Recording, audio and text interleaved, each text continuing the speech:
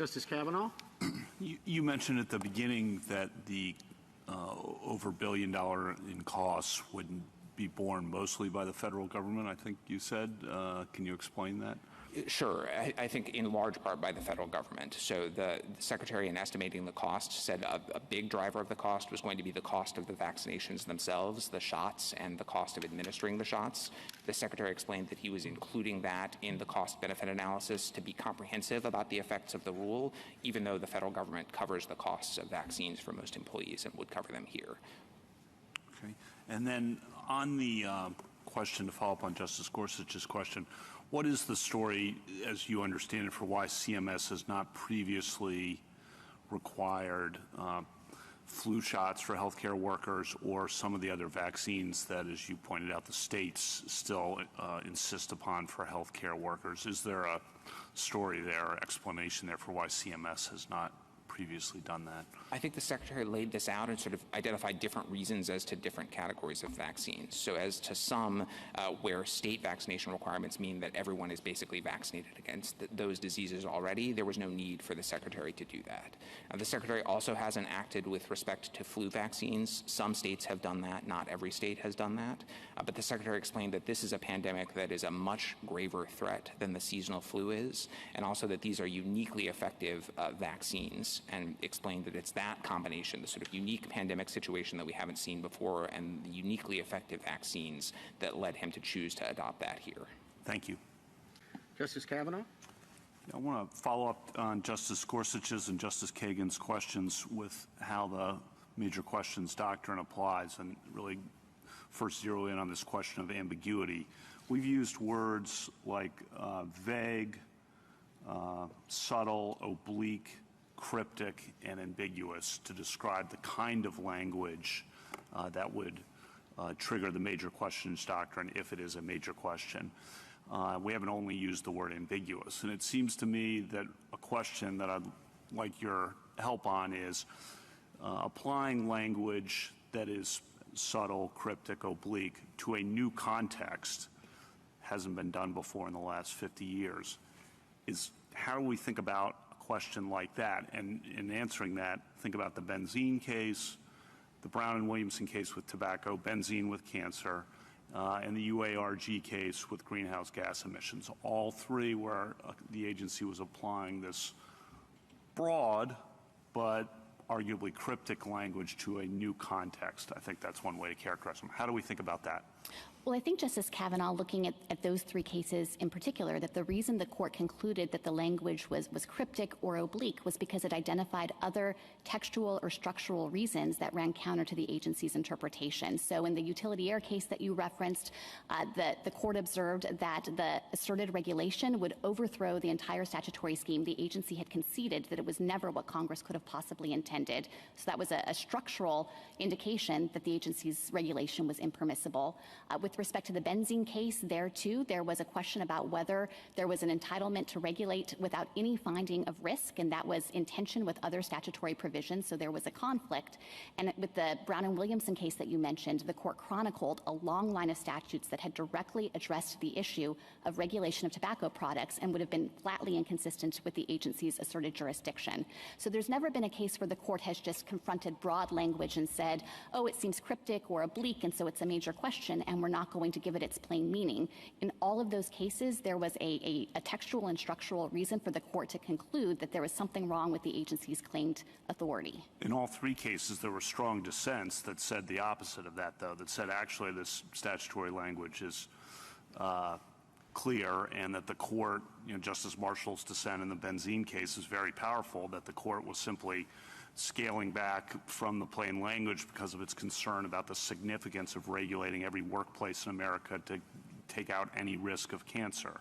So there were dissents that made that point, but the majority seemed nonetheless to apply the major questions doctrine. There were certainly dissents in those cases that thought that the statutory terms could get the agency there. But here I think the critical difference is that the applicants haven't pointed to anything in this statute that approximates the kind of textual or structural problem that has prompted the court to look at those kinds of consequences before. And it would be their interpretation that creates those problems. They would render superfluous Section 669A5's specific recognition that immunization requirements can be imposed under the OSH Act itself. By saying that OSHA can't regulate COVID-19 in the workplace, they'd give no effect to Congress's appropriation just last year directing OSHA to do just that and to target that grave danger. And so in this case, we think that all of the textual clues line up on our side in addition to the plain language of the statute. Then one other question related to this, sorry to prolong this, but Congress has specifically referred to vaccines in a variety of contexts. Immigration contexts, those statutes authorized specifically by language vaccines. Military contexts, which you would expect, at least the anthrax vaccine is referenced in the military statutes. The National Childhood Vaccine Act, passed in '86, refers, and that's a different context, but dealing with vaccines. And so that's one point. And the other is, since it forever, but 2005, President Bush gave a very detailed speech kind of predicting what has happened. And it's eerie to read it. And yet, in the years since, there has not been at least a vaccine statute passed by Congress to deal with this kind of thing, even though he, in the wake of 9/11, but still was putting the country on notice of this problem that was going to hit us at some point. Well, I certainly recognize that there are other statutes where Congress has specifically referred to vaccination, and I think that maybe that would get the applicant some traction here if, for example, this act specifically referred to other mitigation measures and illuminated what kinds of things OSHA could do and left vaccination off the list. But it doesn't do that, and so I think to suggest that there is some negative inference to be drawn is inconsistent with how Congress drafted this statute and recognition that OSHA would be positioned to understand the kinds of control measures that are necessary against the variety of workplace hazards. And if I could just make one additional point on that, of course, as I've emphasized, there is an express reference to immunization requirements in the OSHA Act itself, so we think that that actually provides additional confirmation that Congress was thinking about that and could have anticipated it, and that religious exemption would have no application if, in fact, immunization is just off limits. But I think, as well, it's important to look at this against the backdrop of immunization requirements in our country. This is not some kind of newfangled thing. As I've mentioned before, most of us have been subject to compulsory vaccination requirements at various points throughout our lifetime. And so the idea that Congress couldn't have anticipated that in dealing with the deadliest virus that OSHA has experienced in its history, it might think that vaccination, encouragement of vaccination, would be an appropriate way to protect workers, I think is just inconsistent with the idea that vaccination is often the single most effective way to target a virus. Thank you. Justice. You listed certain factors, I think 3, the 284 approvals, they were approved in a ministerial fashion, the flags were flown at the request of a third party. Were there more you were going to say there? Yes, Justice Kavanaugh. Another one is that these flag raisings were generally accompanied by a flag raising ceremony at the base and often by an associated event in City Hall. This court in Christian Consciousness, one of the several Christian Consciousness cases, mentioned that separation from a traditional public forum could help make you think that it's government speech as opposed to a forum itself. It's the same application form that people use, and I think this is a Pet App 148. Boston says that they process applications the same. If you go to the website today that lists the new 2018 policy, it directs you to exactly the same application you would fill out if you wanted to host an event on a conceitedly designated public forum. And of course, Boston's own desires for the program itself, which is celebrate diversity and foster connections among Boston's many communities. They didn't pick that makes the doctrine, though, seem quite circular in the sense that it is a public forum because of what they've done, and it'll be easy, presumably, and why don't you tell me what you think Boston would need to do to change this from a public forum to something that's not a public forum where they could permissibly exercise control? Yes, so I do think, to directly answer your question, it should be rather easy for the government to change things. This court expressly recognized that in Perry, and in a line of cases. And what specifically do you think they'd need to do? as we suggest in the back of our brief, they could do a couple of things. Obviously, government property can be used both for government speech and to create a forum, even if it's a limited or a non-public forum. And so Boston could take a two-track approach like that. Most of the time, it does use the flagpole for its own flags. But if it wanted to preserve this kind of flag-raising program in which third parties could raise their flags, they could limit it, as we suggest, and as Mr. Staver pointed out, to flags of countries. Could it limit it only with the purpose of discriminating against religious viewpoints?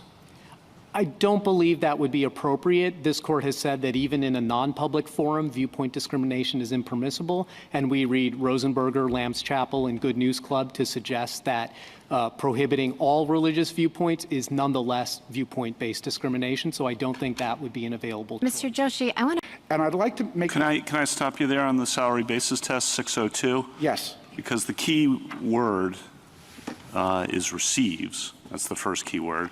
And then the second two key words are or part. So on receives, it doesn't say computes or calculates as it does in 604. It says receives each pay period on a weekly or less frequent basis, a predetermined amount constituting all or part of the employee's compensation. My understanding is he received every other week at least $963. Is that accurate? Yes. Okay, why doesn't that answer the 602 argument? Okay. Under 602, the receives means the employee has to actually get it. What does he have to receive? He has to receive the predetermined amount. What is the basis of the predetermined amount? It has to be on a weekly or less frequent basis. Where do you get that? A predetermined amount constituting all or part of the employee's... And 963 is part of his compensation, and it's more than 455, and he receives it every other week. Sure, Your Honor. What I do is I take what the Department of Labor says all or part means, and that is to look at Rule 604A, because all or part of an employee's compensation, a salary or a wage, isn't the only thing that an employee gets. For example, a salaried employee might get a bonus at the end of the year. A salaried employee might get a commission. And so what the Department of Labor said is there are instances over and above the minimum guarantee that an employee may earn that's all or part of the compensation. That doesn't destroy the salary basis. But if we're talking about time worked within the work week, within the normal work week, that is not, that's based on time. The department in 604A gives an example that says time-based extras beyond the normal work week. I guess I'm missing, just focus on 602. Oh, I'll go back to 602. You have a separate 604 argument, and deal with that. But on 602, it says receives, not calculates, and it says part, and he receives every other week. I'm repeating myself now, 963. Seems Sure. like 602 is just straightforward. Unless, and I think this was the import of some of Justice Kagan's questions, you receives in context doesn't really mean the actual physical receipt. But, assuming it does, then I don't understand your 602 argument. It's best explained that when this regulation was implemented today, the Secretary of Labor was not concerned about the vice of biweekly paychecks. It is not meant to regulate the frequency of pay. It is meant to regulate the method of pay. And the method is on a weekly or less. But it doesn't basis. say that. But I take your point. That's a decent argument, but it does not say that. It says receives. Right, it does say, because that means whether the employee got it. You can't just tell an employee you're going to get paid a certain amount and not pay it. You got to make good on what you're telling the person. But what is the thing, Justice Kavanaugh, that has to be received? The predetermined amount. What is the predetermined amount? It's the guarantee. What is the guarantee based on? A weekly or less frequent basis. All, at best. At best. I just asked a factual question. Was he guaranteed at least 963 a week? I don't believe he was guaranteed it, but I'm just going to assume it for this because there's no point in arguing it. But, his day rates changed. I do have 2 or 3 questions. First, you're seeking educational diversity, as I understand it, at Harvard. But my understanding, correct me if I'm wrong, is that you don't ask about religion and why the disparate treatment of religion and race. Why would evangelical Christians, Catholics, Muslims add to the educational diversity at Harvard and other religious groups, add to the diversity, and why not ask about that? So Harvard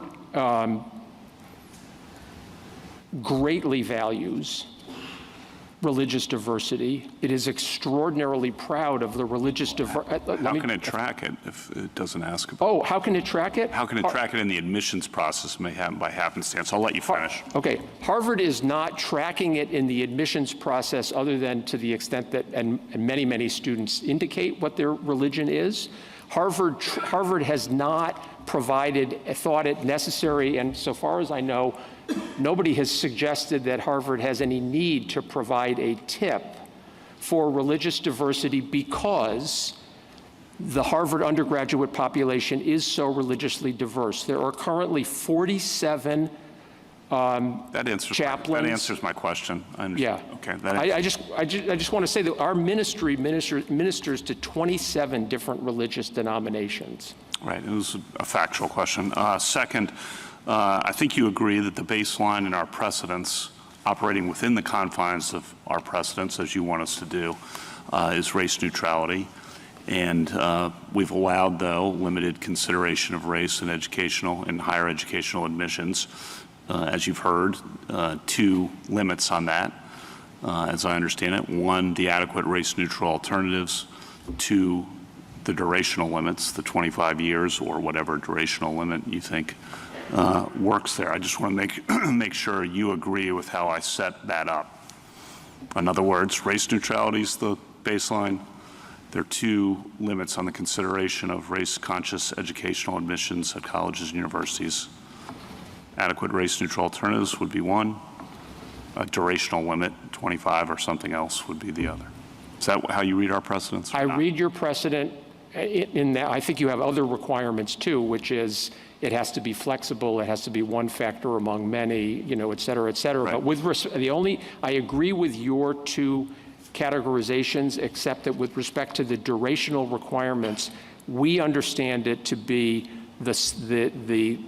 inconsistent with the language from Justice O'Connor's opinion that I quoted the court, which is that the narrow tailoring requirement and the race-neutral alternative requirement, strictly, scrupulously, and skeptically applied, will tell us when race-neutral alternative. Okay, and one last one. This picks up on Justice Kagan's and Justice Gorsuch's questions, I believe. But on the adequate race-neutral alternatives question, it seems that Harvard would have to sacrifice potentially something else to achieve what you think would be meaningful, sufficient racial diversity. And I think the questions, Justice Gorsuch, were, well, why don't you have to then sacrifice those something else's to achieve the, if you're going to otherwise use race-conscious means? And there's no question that in other words, I think that's a legal question we're going to have to ultimately figure out. Does a university have to sacrifice those other things or not? And so what this court's precedents say, Bakke, Grutter, and Fisher, are, of course, there are race-neutral alternatives that may require some sacrifices. A university is not required to sacrifice so much that it changes the essential character. I wish I had this court's own words, but I think that's the test, and that was certainly the test the district court applied. That suffices, and you answered it. Thank you. Thank you. Mr. Geiser, one of the contextual points that you raise, and that I think has some force, is that it's unusual for the government to impose draconian penalties on someone who is not willful. In other words, does not even perhaps know of the reporting obligation. And that's a powerful contextual point in your favor, I think. But the government comes back and says, well, but the statute has a reasonable cause provision that, in essence, takes care of people who have reasonable cause for not knowing of the obligation or failing to file the report with the accounts listed. Doesn't that reasonable cause provision take care of some of the concerns that you raise about people being penalized who didn't know about the reporting requirement or otherwise didn't know about their legal obligation? Your Honor, it may take care of it to some extent, but obviously not entirely, because there are still non-willful violators of the Act. And True, sorry to interrupt, but In those instances, what I think the government will say is that, in this case, the lower court said as well, it's in those instances where someone was unreasonable in failing to make further inquiry to understand their legal obligations. So there's a kind of gray area between willful and someone who didn't know at all and was reasonably didn't know at all. It's someone who didn't know but should have known because they should have done more to find out their legal obligations. Your Honor, I think saying it's a gray area is exactly right. And the problem is these are truly draconian punishments for someone who does fit within that gray area. Petitioner here raised a reasonable cause defense. Now, he lost. But the penalty for losing shouldn't be increasing the potential statutory maximum by an order of 50. Maybe you have a good argument that he should have prevailed on the reasonable cause. That's not the issue before us. But the point is, I think, that that is available for those people who reasonably didn't know about the legal obligation. But again, Your Honor, there are lots of ways that someone can make a mistake in submitting these forms, including, in order to qualify the reasonable cause exception, you have to report the balance on the accounts. And so it is possible that someone simply forgot that they had an account, so they submitted an incomplete or incorrect FBAR. And that happens often. We're talking about checking accounts, savings account, potentially investment accounts. You could have retirement accounts. You could even have safety deposit boxes. It's very easy for someone to think that they've complied, and it turns out they haven't. They haven't submitted each account as they were required to do to qualify for the reasonable cause exception. And suddenly they're being penalized at an order of $10,000 a clip for every single account that was accidentally not reported. Can I ask you about Free Enterprise Fund in particular? Because Judge Lee, in the opinion in the Ninth Circuit, really tried to carefully parse Elgin and Free Enterprise Fund. What do you do with the part of Free Enterprise Fund that emphasized the fact that it was at the investigation stage and that would be the only way, therefore there would be no way ever to get judicial review of the claimant issue there? I guess it's the one paragraph on 490 of Free Enterprise Fund. How do you think we should deal with that? Well, I think you should deal with it by sort of applying it here and saying actually it's on all fours with that situation. I mean, obviously, in Free Enterprise, because of the structure there, you had the unique sort of dynamic that, there was a complaint about the board's activity and the review mechanism dealt with the commission's activity. But with respect to the idea that the only real way you could get review for the here and now injury that the Free Enterprise Fund was suffering was to sort of precipitate a contempt sanction and go to court immediately, that's exactly our situation. Our beef here isn't limited to the cease and desist order. We've been trying for years to get out of the FTC process. We've even offered to walk away from the transaction. So we think just being subjected to their processes as currently structured is our injury. The only way we could try to get that remedied is exactly what the situation was in Free Enterprise Fund. We could try to resist any cooperation with the FTC, sort of get ourselves in contempt and see if they did something to bring us to federal court. But this court has said you don't have to bet the farm in that kind of way. In your distinction of Elgin, I want to explore briefly. So if you were bringing a claim challenging the constitutionality of the statute that was being investigated or the basis for the investigation/enforcement action, you couldn't, or what's your answer to whether you could bring a challenge like that in district court? Well, maybe the easier way is to just articulate how I would distinguish Elgin, and then maybe if that doesn't answer your question, I'm happy to respond. But to me, the critical thing in Elgin was the party was challenging the very government action that the review mechanism was set up to provide a special avenue for review. So it was the challenge to adverse major employment action. And what the court held, I think correctly, is it doesn't matter what your theory is. It can be a cross-cutting constitutional theory, but if you're challenging the exact same adverse major employment action, you have to go through the process. So if we waited till the very end of this process and challenged the cease and desist order, I think then we'd be in all fours with Elgin. And I actually think no matter what our theory was at that point, we'd have to bring it in the Court of Appeals. We couldn't, at that late stage, challenge the cease and desist order itself in district court. But to me, that's the way to distinguish Elgin. And then one last one. What's your exact formulation of the rule? So a challenge to the structure of the agency I think, is covered. Anything beyond that? So I would start with Judge Bumate's formulation that it's structure, existence, and procedures. So let me stop you there. Procedures concerns me because I think that could be wildly open-ended and present some of the problems that the Chief Justice and others were pointing out. So It concerns me as well, which is why I was about to say, by procedures, I think he meant the kind of cross-cutting procedures that don't turn on the circumstances of any particular case. And I think that that actually explains some of the pre-Thunder Basin cases like McNary and Matthews v. Eldridge. But I did want to add one important point. That describes the basic universe of situations that you're dealing with, these kind of like specialized appellate court review regimes. But there are other situations where you get into district court under 1331 despite the government making a Thunder Basin argument. And a great example of that is the first Sackett case back in 2012, because there you had a situation where the government, relying on Thunder Basin, was telling the citizen, hey, wait, you can't get into court to challenge this determination. You have to wait until we bring an enforcement action. And this court rejected that argument and said, no, the citizen gets into court under 1331. So I think the formulation with that slight amendment that Judge Bumate had is the right one for this class of cases. Your broader argument, as Justice Kagan points out, would suggest, I think, starting over and how the court analyzes this whole area. And maybe it's just out of sympathy for the district court judges and court of appeals judges who would have to deal with the fallout from that. But isn't a simpler way to deal with this just, and maybe this is your narrow argument, under the wholly collateral factor, a challenge to the structure of the agency is wholly collateral. End of story.